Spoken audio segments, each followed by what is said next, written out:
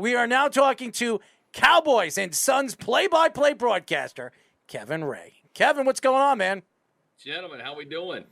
Well, not better than you, obviously. I mean, I don't know about that. I mean, come on, Kevin, you're the play-by-play guy for the Suns, who went all the way to the finals the year before last, and was a big-time team this year. Won 60 games, was one of the best teams in the NBA.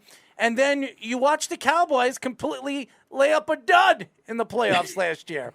So you're a Cowboys. But before we get into this, how are you been? How's your family doing from the whole COVID-19 situation?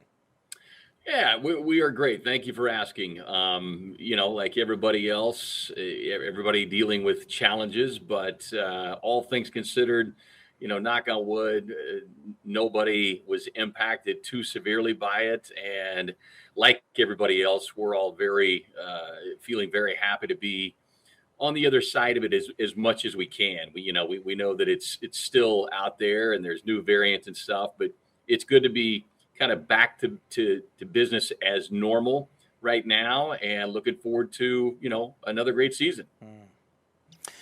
So you look at let's go into the Suns first before we get in, because a lot of Cowboy stuff, because we have a lot of Cowboy haters and we have a lot of Cowboy lovers that listen to this show. So let's go through the Suns. Obviously, Chris Paul gets traded over there to the Suns, signs his contract extension. He's a big part of the growth of this team. Monty Williams is a great coach, really has developed these young players into a defensive, offensive style of team, one of the better teams in the NBA. And then obviously Booker and obviously DeAndre Ayton, some of the young talent that they have. What has stood out to you with this Phoenix Suns team in the last two seasons?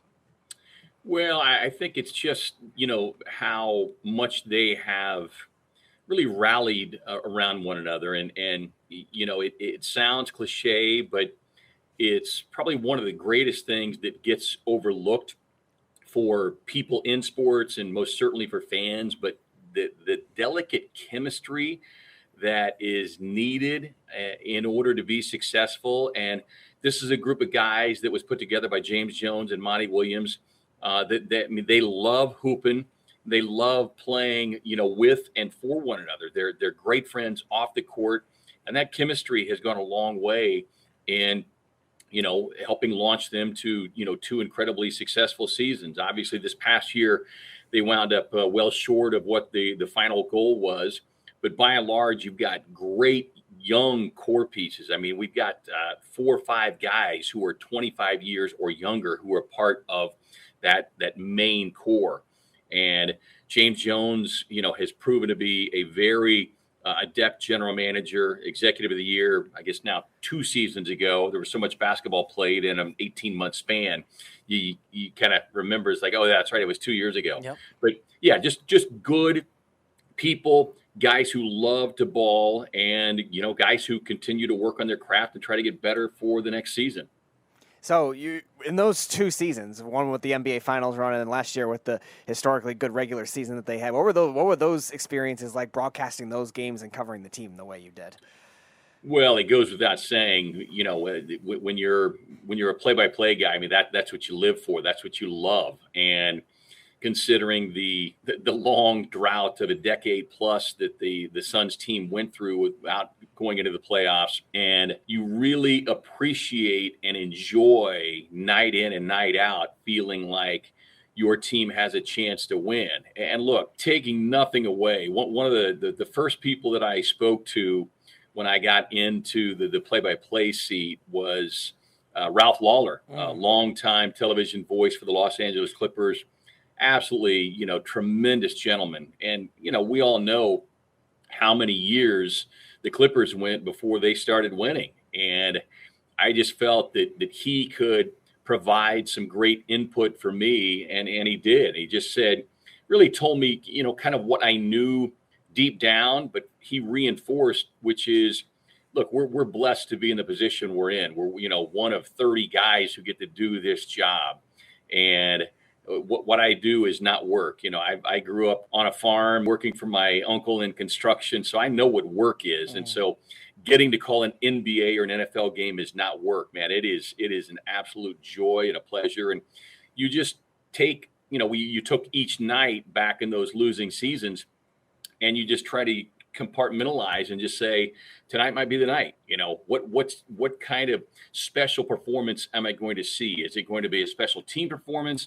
Is it going to be a special individual performance? And you really try to focus on that. And then again, just, being grateful for being in the broadcast seat that I'm in. And those words and that wisdom serve me well. And when you get to a situation like this where they're winning a lot of games, just makes it a whole lot more fun. We are talking to Cowboys and Suns play-by-play broadcaster Kevin Ray. Kevin, I was about to ask you, what is it like being a part of an event like a playoff opportunity for basketball and football? But Speedy asked you that question.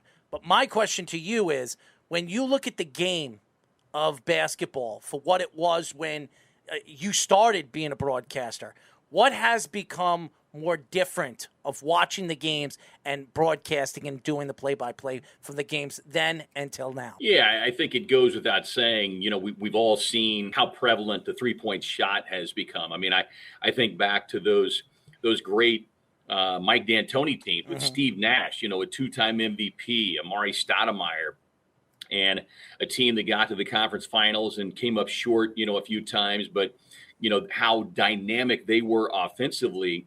But even that team only attempted maybe 13 to 15 three-point shots per game. It wasn't like they were jacking them up, yet they kind of revolutionized the game by how fast and how quickly they moved the ball and, got the ball up the floor. And now it's not uncommon to see 13 to 20 three-point shot attempts in a quarter. So that's one of the biggest things. You just don't have the back to your basket type guy.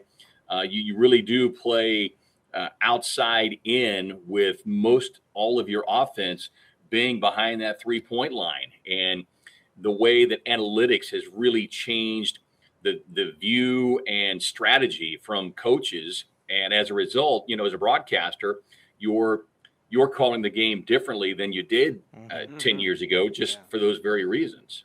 So a lot has been made of the Suns this offseason with Kevin Durant, and now Kevin Durant now giving the Nets kind of an ultimatum: either trade me or fire these guys, including Steve Nash, who's now coaching them, ironically. What a bunch of clowns over there, by the way. So the Suns are one of the teams he wanted to go to initially, but now that with DeAndre Ayton, with the way that worked out, they can't trade him until the trade deadline. Keep Kevin Durant away from the Suns, please. So is that what you're thinking is going to happen now, or do you think there's still a shot?